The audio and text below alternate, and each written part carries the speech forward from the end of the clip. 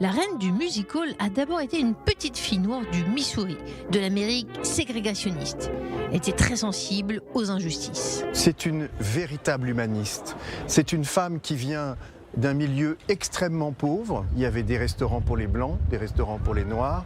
À l'âge de 19 ans, elle est remarquée par une productrice qui lui propose de venir à Paris pour faire la Revue Nègre au Théâtre des Champs-Élysées. Puis elle est sous les feux de la rampe, aux Folies Bergères. Quand elle épouse Jean Lévy, le fondateur des bonbons La Pie qui chante, en 1937, elle fait l'acquisition de la nationalité française. La chanteuse de G2 Amour songera à se convertir au judaïsme.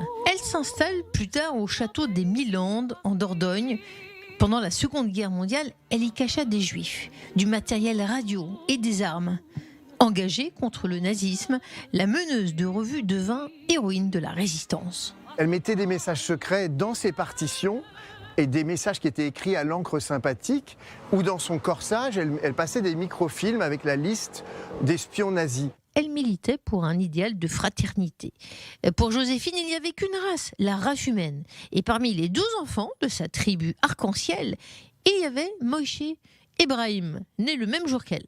Elle s'est dit, voilà, lui, il représentera le monde arabe et le monde musulman. Voilà, et il s'appellera donc Brahim, mais elle prononçait plus souvent Brian. Donc du coup, j'ai les deux prénoms. Elle pensait que tout le monde croyait en Dieu, même s'ils avaient des noms différents.